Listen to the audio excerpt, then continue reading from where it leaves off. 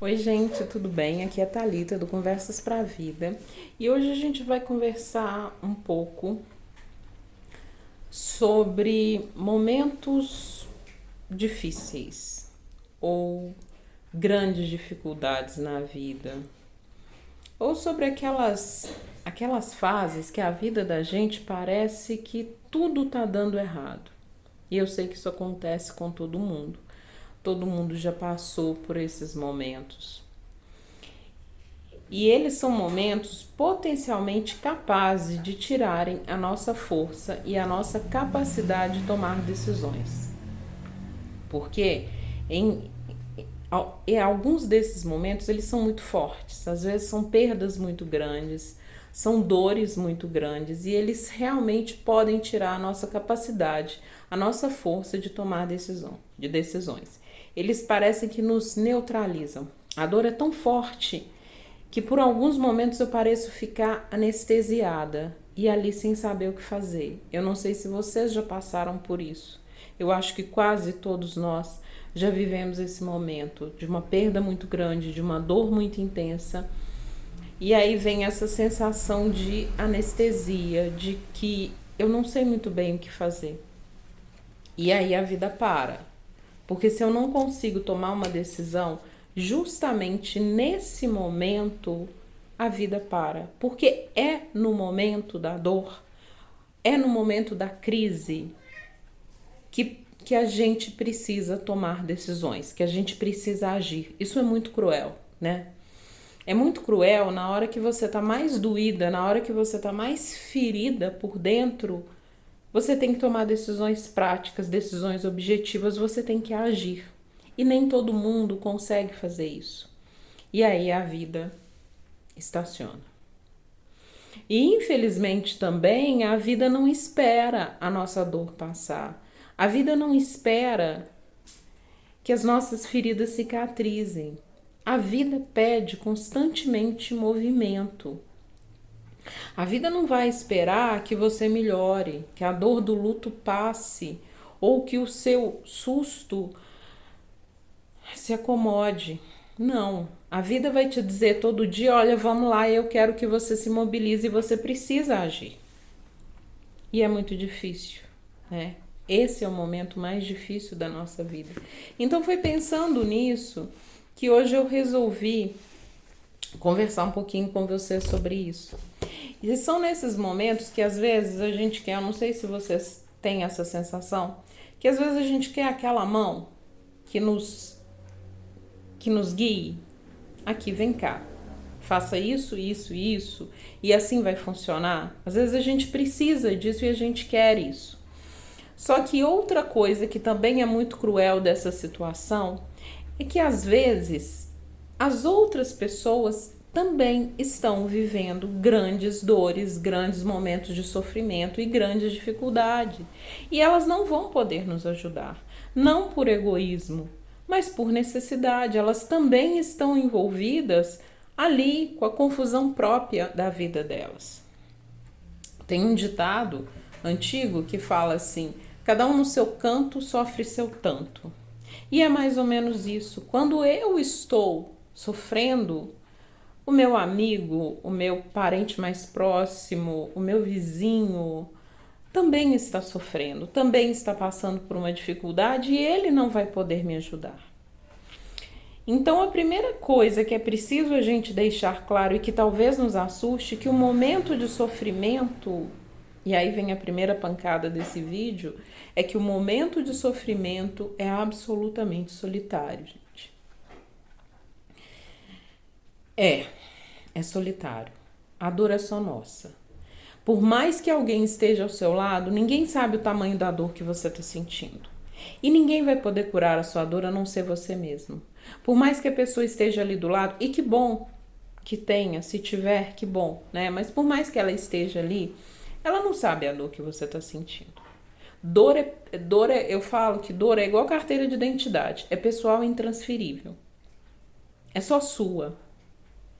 Só você sabe o quanto está doendo, o quanto está te machucando. Então, a primeira coisa que vocês precisam saber é: momentos difíceis na vida, Momentos de dor extrema são absolutamente solitários e é assim que a gente precisa aprender a lidar com eles, com a nossa solidão.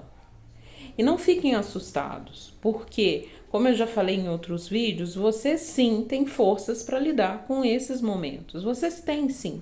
Por mais que a dor tenha anestesiado e vocês achem que não tem essa força, vocês têm e vão conseguir. E aí eu listei 6 passos que talvez possam tornar esse momento um pouco menos complicado, um pouco menos doloroso. Não quero dizer que esse momento, que essa dor que vocês estão passando, não vai ferir, não vai sangrar, mas talvez doa menos. Talvez seja mais fácil sair desse momento, resolver esse momento, se a gente seguir alguns passos. E eu vou pedir que vocês prestem bastante atenção, porque pode realmente ajudar. Lembrando que, novamente, estamos sós. A nossa dor é solitária. Então, a gente precisa agir. Tendo isso em mente, que a gente precisa agir, vamos passo a passo para que a gente consiga melhorar essa situação. Então, no momento de crise, a primeira coisa que a gente deve fazer é um distanciamento. Que distanciamento é esse? Sempre que for possível, físico, o distanciamento físico, sim. Se a crise é em casa, procure um lugar, outro lugar que vocês possam ir, quem sabe até um parque, uma biblioteca pública, a casa de alguém. Se a crise é no trabalho, busquem a casa de vocês. Então, o distanciamento físico vai ajudar. Eu já vou explicar por quê. Mas se não for possível o distanciamento físico, procurem um momento do dia que vocês possam fazer esse distanciamento aqui, dentro do pensamento de vocês. Para que esse distanciamento? Para que a gente possa respirar. Bom, aconteceu. Não existe saída. Já aconteceu. Então é hora de respirar, acalmar o coração, acalmar os pensamentos, porque geralmente quando acontece algo muito sério na nossa vida, uma dor muito grande, uma perda muito grande, a nossa cabeça fica num turbilhão de pensamentos, né? Então, a primeira coisa que a gente tem que fazer é esse distanciamento para que a gente possa respirar. E se esse distanciamento pedir mais tempo, se deem esse tempo, mas não muito. Como eu já falei, grandes momentos de sofrimento pedem atitudes rápidas. Então, respirem, se acalmem. E vamos para o segundo passo, que é a racionalização do que aconteceu. Então, vamos olhar claramente para o que está acontecendo. É como se vocês pudessem tirar um retrato da crise, da perda, da dor, do momento difícil, tirar um retrato e olhar para ele. Para quê? Para que esse retrato? Para que olhar para o que está acontecendo? Para que a gente tenha a noção exata do que está acontecendo, sem que as nossas emoções estejam dando uma dimensão maior ou menor do que o problema tem. Porque às vezes a gente pensa que a gente só dá uma dimensão maior e tem pessoas que dão uma dimensão menor também. Por exemplo, em alguns casos de algumas doenças, por exemplo, a pessoa pode falar assim: não, isso é uma bobagem, passa logo. Eu nem preciso ir ao médico porque isso daqui a pouco vai passar. Quer dizer, eu estou dando uma dimensão menor que talvez o problema tenha. Pode ser uma doença mais grave e eu estou negligenciando o meu corpo. Então, quando você tira esse retrato do problema, você vai olhar para ele com a dimensão que ele tem, nem maior e nem menor. Então, a gente nem vai fazer uma tempestade em copo d'água, mas a gente também não vai negligenciar o problema.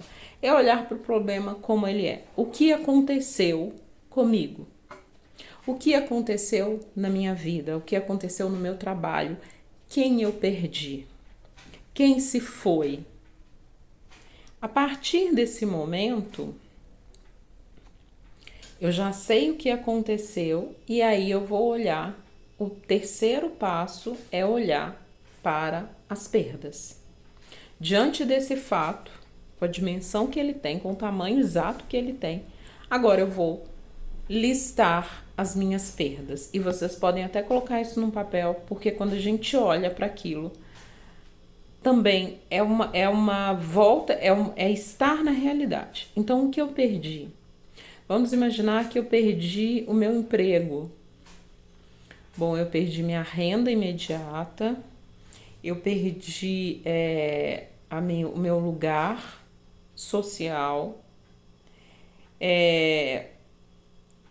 eu perdi amigos. E o que eu posso perder em consequência disso? Bom, a primeira coisa lá que eu perdi quando eu perco meu emprego, eu perdi minha renda. Isso coloca em risco o quê? A manutenção da minha casa, as contas que eu tenho a pagar, talvez aí quem tem filho pequeno, a escola do meu filho, o meu plano de saúde. Eu perdi os meus vínculos sociais que eu tinha nesse emprego. O que isso me causa? Solidão? Afastamento? Medo? Então, com essa lista objetiva das perdas que eu estou tendo com essa situação, eu vou estar olhando para a minha realidade. Eu nem estou diminuindo e eu nem estou negligenciando, diminuindo e também não estou aumentando. Eu estou olhando para o que está acontecendo. Fiz uma lista do que eu perdi, das consequências imediatas dessas perdas.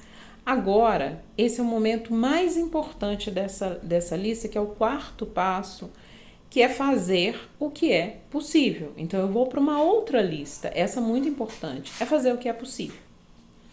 Porque dentro das coisas que eu perdi, vão ter aquelas que eu não vou poder fazer nada. É fato. Acabou. Não tem o que ser feito. Então essas eu vou colocar de lado. Eu não tenho mais o que fazer a respeito disso. Eu vou agir dentro do que é possível. Vamos falar de uma perda muito grande, que é quando a gente perde uma pessoa que a gente ama. Um companheiro, uma pessoa da nossa família, um grande amigo. Essa é a dor, talvez, é o limite do ser humano, né? A dor da morte. O que a gente pode fazer? Com relação à morte, nada. Ela já se estabeleceu. Com relação à perda da pessoa querida, nada. Ela já se estabeleceu. O que eu posso fazer é aprender a lidar com a minha saudade. Como que eu lido com a saudade, com a ausência daquela pessoa? Eu retiro todas as coisas dela do nosso ambiente? Ou me faz bem ainda ver alguns retratos, ainda ver alguns objetos pessoais? Ou isso me faz mal? O que eu consigo fazer? O que é possível? É melhor eu tirar? Então eu vou tirar. Se eu não consigo sozinha, aí sim, nesse momento, talvez eu possa pedir ajuda por um parente, por um amigo mais próximo. Mas eu vou atuar. É importante isso. Então eu já fiz uma lista do que é possível fazer e do que não é possível ser feito, que eu vou deixar de lado. Com essa lista do que é possível ser feito, eu vou começar a agir. Sim, é preciso agir. A gente já falou sobre isso. A gente precisa agir. Porque a dor, ela pede um tempo da gente, né? Aquele primeiro momento a gente respirou, a gente se distanciou, mas a gente não pode deixar que a dor nos paralise completamente. É lógico que tudo não vai voltar ao normal num passe de mágicas, não vai ser assim. Mas é preciso que a gente haja. Então, com essa lista do que é possível ser feito, talvez eu escolha ali, dependendo do meu estado e respeitando sim os meus sentimentos, é importantíssimo respeitar o meu momento, respeitar a minha dor. Eu vou escolher 2, 3 coisas que eu posso fazer. E eu não estou falando talvez de coisas enormes, não, de grandes decisões. Se eu não dou conta de grandes decisões, eu deixo essas grandes decisões, caso seja possível, porque às vezes não é. Eu deixo elas um pouquinho para depois e talvez vou fazer pequenas coisas que são possíveis dentro do que eu estou vivendo. Então, por exemplo, no caso da perda de alguém querido, o que talvez eu dê conta de fazer? Eu não dou conta de tirar todas as coisas da pessoa nesse momento. O que eu posso fazer? Então eu posso guardar, né? Eu pego, sei lá, uma caixa, uma mala e eu guardo aquelas coisas, porque se tiver doendo muito ver, né, eu posso guardar, eu não vou estar descartando naquele momento, mas eu já consigo fazer alguma coisa. Então eu vou guardar e depois, num tempo em que as minhas emoções estiverem acalmado, aí sim eu vejo o que eu faço. Então, gente, eu não sei se vocês perceberam, é um agir respeitando as nossas emoções, respeitando o nosso tempo. Não é agir como um rolo compressor, passando por cima das suas emoções, passando por cima das suas dores. Não é isso, não. É um agir respeitando o seu momento, mas um agir que é importante. Não se pode parar, mesmo com a dor. Porque esse agir não é insensibilidade isso, gente. Agir ajuda a curar a dor. Eu não sei se vocês sabem que hoje, já há algum tempo, os hospitais, eles trabalham com pacientes, por exemplo, um paciente recém-operado, assim que é possível, coloca esse paciente para ser mobilizado. O quanto mais rápido esse paciente volta a se movimentar, lógico que dentro, né, do que é possível do quadro desse paciente, mais rápido ele se recupera.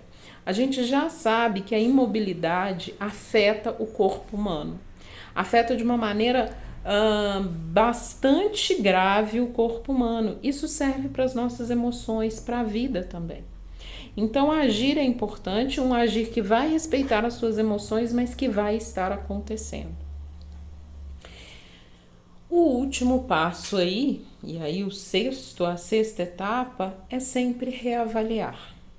Eu agi, eu fiz o que era possível, agora eu vou voltar lá. Eu vou pegar aquela lista lá e vou reavaliar. Olha, eu estou fazendo o que é possível? Eu estou fazendo o que é importante? E eu estou fazendo o que tem que ser feito? Porque também a gente tem que pensar nisso.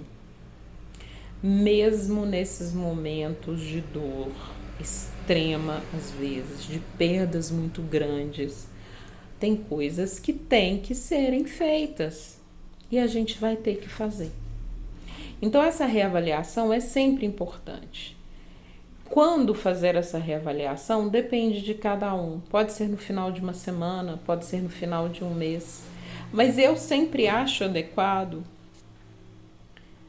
quando a gente fala em reabilitação, a gente fala num período talvez de 3 meses, um período adequado para que a vida ali consiga, né, amarrar os seus pontos e que a gente também consiga se organizar por dentro. De 3 em 3 meses, reavaliem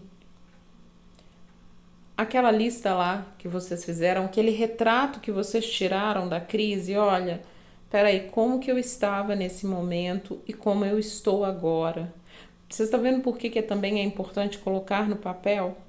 Porque a nossa memória às vezes é traiçoeira e principalmente em momentos de grandes emoções, a nossa memória não é muito confiável, não.